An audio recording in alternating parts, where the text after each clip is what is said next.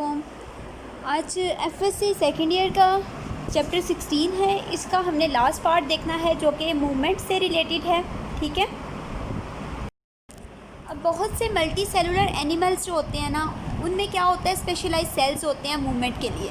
उन सेल्स में क्या होता है, स्पेशल प्रोटीन्स होती हैं। कौन कौन सी प्रोटीन्स होती हैं? Actin and myosin. और इसके अलावा जो वर्टिब्रेट्स होते हैं उनमें 3 तरह के मसल्स भी हैं। स्मूथ मसल है, स्केलेटल मसल है और कार्डियक मसल है। अगर हम स्मूथ मसल की बात करें ना, तो ये स्मूथ मसल जो है ये इनवर्टिब्रेट्स में भी प्रेजेंट थे और ये सबसे पहले इवॉल्व होने वाले मसल्स हैं। अच्छा, अब स्मूथ मसल जो है ये लॉन्ग होते हैं और स्पिंडल शेप होते हैं, यानी ऐसे इनकी शेप होती है। और इसमें क्या होता है, न्यूक्लियस होता है सेंटर में। इसमें स्ट्राइएशन नहीं होती, यानी कि डार्क और लाइट जो पैटर्न्स होते हैं वो इसमें नहीं होते। और ये वॉलेंट्री कंट्रोल के अंडर काम नहीं करता, बल्कि ये इनवॉलेंट्री होते हैं नेचर में। और ये ऑटोनोमिक सिस्टम के लिए काम करते हैं। अच्छा, अब इसके ये इस तरह के मसल्स कहाँ कहाँ प्रेजेंट हैं? ब्लड वेसल्स में, डाइजेस्टिव ट्रैक्ट में। बहुत से आर्गन्स जो है ना, उनकी इनर लाइनिंग जो है वो स्मूथ मसल से बनी होती है। कार्डियक मसल्स की बात करें तो नाम इंडिकेट कर रहा है कि ये जो है हार्ट में प्रेजेंट होते हैं। और ये जो है ना, ये most of the heart wall जो है, बेसिकली जो सेकंड लेयर होती है ना हार्ट की, वो बनी होती है कार्डियक मसल से, जिसे हम मायोकार्डियम कहते हैं। इनमें भी क्या होता है, न्यूक्लियस सिंगल होता है। और इनमें क्या होता है, स्ट्राइएशन प्रेजेंट होती है, यानी लाइट और डार्क जो बैंड्स हैं वो प्रेजेंट होते हैं। ठीक है। और इसके अलावा ये ब्रांच्ड होते हैं। ब्रांचिंग इनको हेल्प करती है कि ये इंटरकनेक्टेड रहें। और ये जो है कभी नहीं थकते, क्योंकि ये कॉन्ट्रैक्शन के साथ साथ ही रिलैक्स भी कर लेते हैं। स्केलेटल मसल अटैच होते हैं स्केलेटन के साथ, एसोसिएट होते हैं मूवमेंट ऑफ बोन्स के साथ, इसलिए हम इनको स्केलेटल मसल्स कहते हैं। और ये अंडर द वॉलेंट्री कंट्रोल होते हैं। ठीक है। और इनमें भी क्या होता है, स्ट्राइएशन होती है, यानी लाइट और डार्क पैटर्न जो हैं वो प्रेजेंट होते हैं। अब क्या होता है कि हर जो एंड होता है ना मसल का, वो अटैच होता है बोन के साथ by collagen non elastic fibres होते हैं। नॉन इलास्टिक फाइबर्स जिन्हें हम क्या कहते हैं, टेंडन्स। लिगामेंट्स क्या करते हैं कि वो बोन को बोन के साथ अटैच करते हैं। टेंडन्स क्या करते हैं, बोन को मसल के साथ अटैच करते हैं।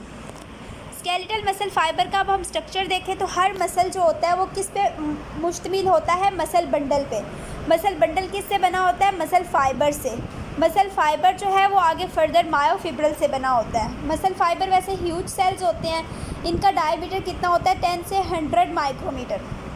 और इनका जो साइटोप्लाज्म होता है ना, उसे हम सार्कोप्लाज्म कहते हैं। इनकी जो प्लाज्मा मेम्ब्रेन होती है उसे हम सार्कोलीमा कहते हैं। ठीक है।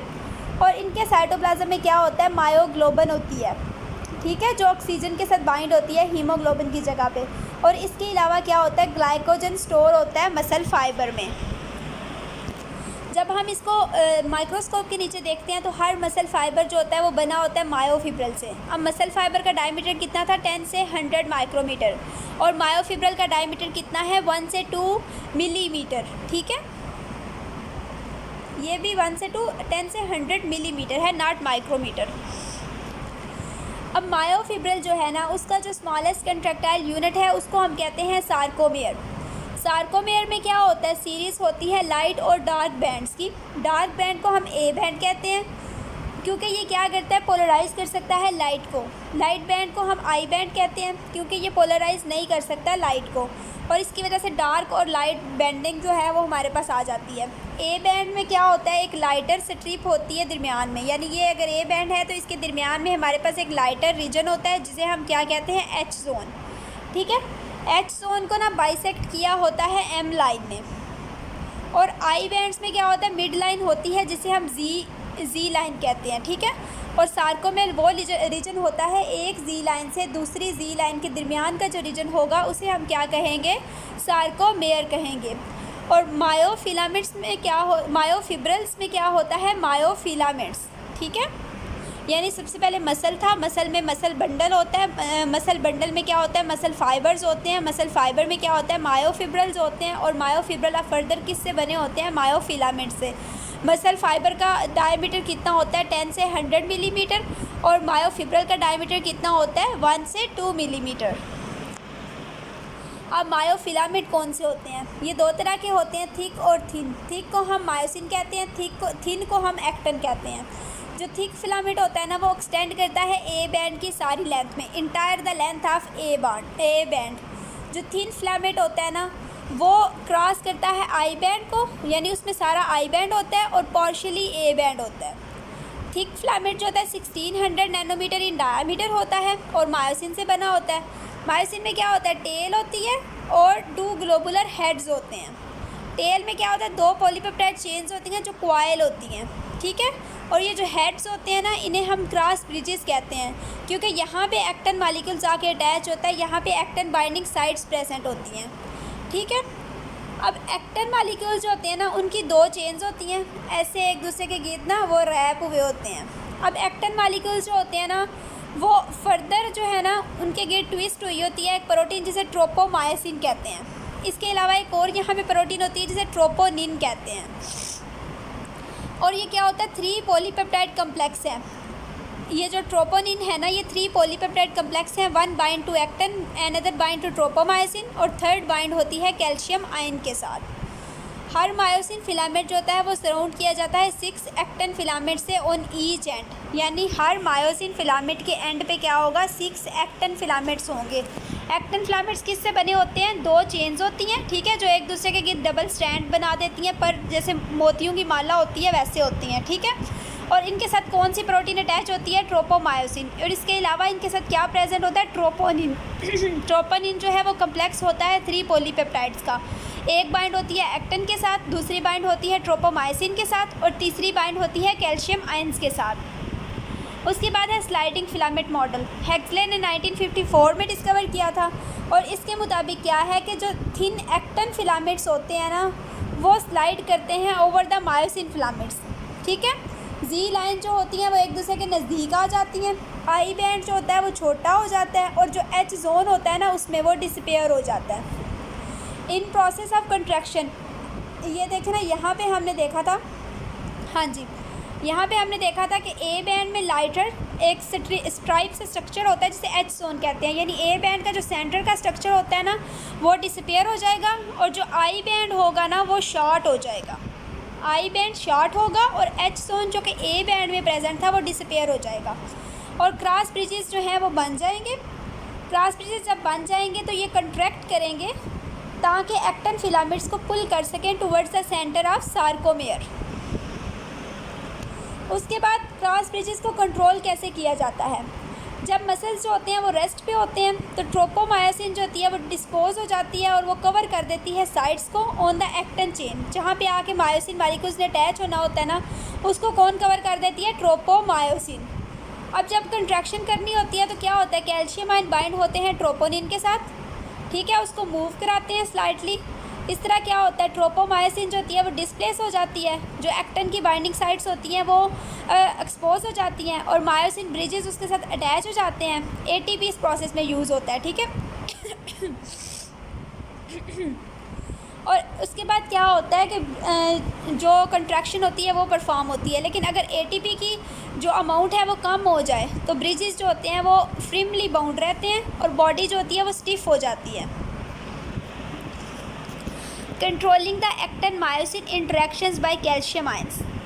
मसल कंट्रैक्शन जो है वो इनिशिएट कब होती है? जब नर्व इम्पल्स आता है। कहाँ पे आता है? न्यूरोमस्कुलर जंक्शन पे। और फाइबर्स जो इनरवेट कर रहे होते हैं सिंगल मोटर न्यूरॉन को एज ए मोटर यूनिट वो कॉन्ट्रैक्ट करते हैं simultaneously in response to action potential, ठीक है। अब जो सार्कोलीमा होता है मसल फाइबर का वो डीपली पेनिट्रेट कर जाता है ट्रांसवर्स टिब्यूल्स के थ्रू और ट्रांसवर्स टिब्यूल्स के ल्यूमन में क्या होता है? एक्स्ट्रा सेलुलर फ्लूइड प्रेजेंट होता है। ये एक्सटेंड करता है और इंसर्कल कर देता है मायोफिब्रिल्स को at the level of Z line. T tubules और जो इनका टर्मिनल पोर्शन होता है ना वो क्या करता है? स्ट्रैंड्स बना लेता है और नर्व इम्पल्स जो है वो जाती है टी टिब्यूल से एडजेसेंट सार्कोप्लाज्म रेटिकुलम में। कैल्शियम गेट्स ओपन हो जाते हैं, कैल्शियम रिलीज़ होता है। कैल्शियम अब आके कहाँ बाइंड होगा? ट्रोपोनिन पे, ठीक है, और उसकी बाइंडिंग एक्सपोज कर देगी जो साइड्स हैं एक्टिन की बाइंडिंग साइड्स, वहाँ पे मायोसिन आके अटैच हो जाएगी। ऑल और नन रिस्पॉन्स क्या होता है? The contraction of each muscle fibre is based on all और नन प्रिंसिपल। इसका मतलब क्या होता है? कि यहाँ तो सारे फाइबर्स पार्टिसिपेट करेंगे कॉन्ट्रैक्शन में और यहाँ फिर कोई भी पार्टिसिपेट नहीं करेगा। एनर्जी कहाँ से आती है? एटीपी से आती है। और एनर्जी को कैसे मेंटेन किया जाता है? Aerobic breakdown of glucose muscle cells में। और ग्लूकोज की ब्रेकडाउन किससे होती है? जो स्टोर्ड ग्लाइकोजन होता है, ठीक है। और अगर ज़्यादा एनर्जी चाहिए होती है तो हम क्या करते हैं? क्रीटाइन फॉस्फेट से एनर्जी ले लेते हैं। सम टाइम ऐसा होता है ऑक्सीजन डेफिशिएंसी हो जाती है तो लैक्टिक एसिड से भी एनर्जी ली जा सकती है। और रेस्ट पे क्या होता है? 1/5 of lactic acid is broken aerobically and energy is use to change the remaining 4/5 lactic acid into glucose. अब मसल फटीग क्या होती है? ये फिजियोलॉजिकल इनएबिलिटी होती है मसल की कि वो कॉन्ट्रैक्ट नहीं कर सकता। और इसमें क्या होता है? एटीपी जो होती है ना वो कम हो जाती है। जब एटीपी अवेलेबल नहीं होता तो क्या होता है? काउंटरएक्ट और स्टेट ऑफ कंटिन्यूस कंट्रैक्शन, मतलब मुसलसल कंट्रैक्शन रहती है। क्रॉस ब्रिजेस जो होते हैं वो डिटैच नहीं हो पाते। और इस तरह इसके अलावा लैक्टिक एसिड की एक्सेस अकामुलेशन हो जाती है, आयोनिक इम्बैलेंस हो जाता है, वो भी मसल फटीग को कह लें कि बढ़ाता है। उसके बाद है टेटानी। ये डिसीज़ होती है caused by the low calcium in the blood. और ये क्या करता है? एक्साइटेबिलिटी जो न्यूरॉन की होती है उसको इंक्रीज़ कर देता है। सेंसेशन उनका लॉस हो जाता है, मसल ट्विचेस हो जाते हैं, कॉन्वुलेशंस हो जाती हैं। इसके अलावा क्रैम्प है।